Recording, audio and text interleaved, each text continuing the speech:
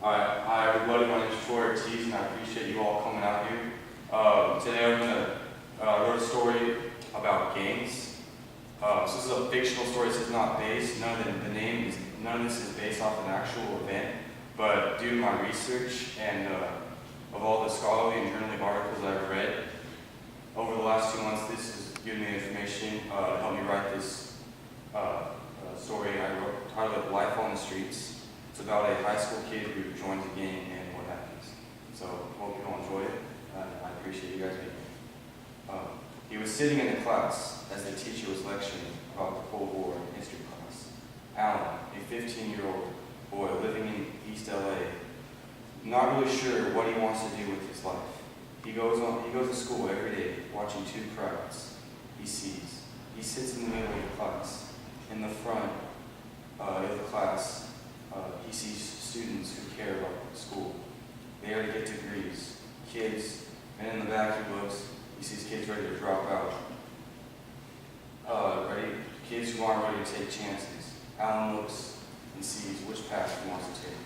Alan looks at the kids in front and notices they are overachievers. The problem is, he is in high school, and overachievers are not seen as the cool thing to do by many. After school, when Alan walks home, he is often scared for his life. There are street gangs all around, and he has already been jumped and stripped of what little money he had for lunch. His dad left when he was 7. His mom, cashier at a local burger joint, wasting money on drugs. Alan and her barely get by in their one-bedroom apartment. With little influence in his life, Alan is not sure being an overachiever is the right thing to do. When Alan looks the back of his classes, he notices the underachievers. They may do poor in school, but they feel cool because they use violence and criminal activity to get by. One day, Alan is walking home. He is approached by a street gang.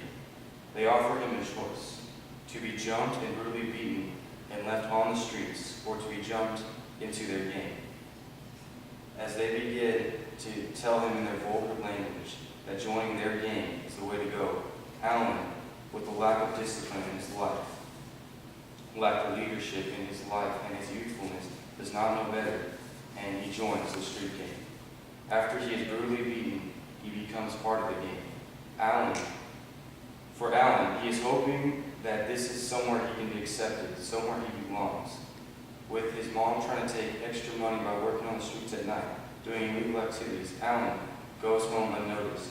He begins to think, if this is the answer he's been looking forward to in life, if he will be protected. Alan begins slacking off in school, cutting classes, and doing homework,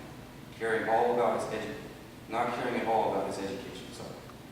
He starts to live life on the streets, getting into drugs, injecting needles into his arms. He thinks it is all fun, until he's approached by the rival gang across town one day after school. It begins a war, his gang versus their gang. The knives come out of their pockets, the brass knuckles are on, the fear begins to swell in his mind. As they go at it, at first a war of words is all it is. That does not last for long.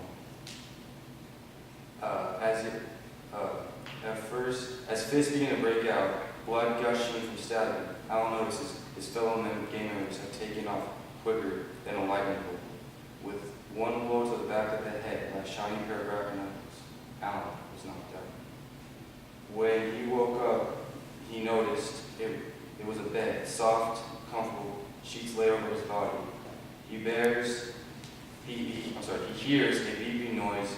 He turns his head and notices that he's been hospitalized. The door quickly opens. The police officer walks in and greets him.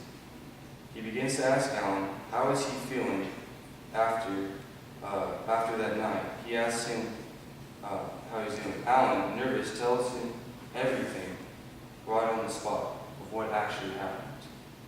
The cop tells him how he was abandoned, and if it weren't for the neighbors who witnessed the street violence and called the police, Alan may not be alive right now. The cop tells him how most of the members of the two gangs were arrested at night, and there are a few fatalities from the stabbings. Alan was not sent to juvenile hall after that night for his participation in the game. The truth was, besides the drugs, he had not done anything else. The drugs gave him punishment for his body. That is why he quit. The court decided to let him go with his testimonies against the other gang members. After that was all settled, he was later taken away from his mother and put in foster care. From there, he was adopted by a family who raised him to go back to school and get a degree. Alan never went back to street gangs after that. Once he was adopted, he had the discipline and the right setting he needed to focus on education and not street gangs. When he got older, he became in charge of a Boys and Girls Club. There, he could help kids in the inner cities focus on their education and keep them off streets and off of drugs. Thank you. That was the end of the story. I wrote 2 poems, also kind of relating to gang and gang violence. Just kind of describing, again, what I've learned. This is the first one. It's the only way. That is what they say. You listen to what you hear. It becomes fear. You start to give into peer pressure. You start giving into drugs. You look worse than a bunch of insects and bugs. It can start with the people you meet. Next you know, you're living life on the street. You're in your adolescence. You're involved with violence. You're acting like a fool instead of studying in school. You use a pencil less than you use a knife. Your parents are not an active part of your life. You didn't grow up with discipline.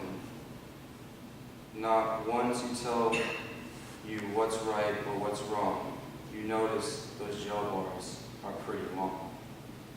You were speaking in slang, and then bang, it hits you. This is life, being involved in a street game.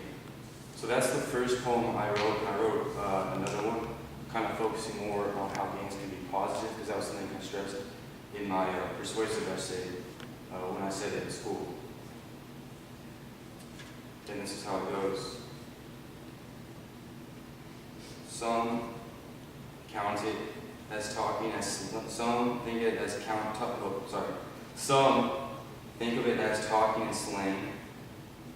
That is with a violent gang.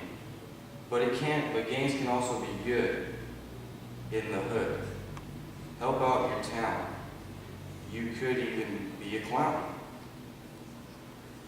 Just don't do some community work. Just don't twerk. Always be good in the hood. Help out your town. Don't frown. So that concludes this. I thank you all again for listening.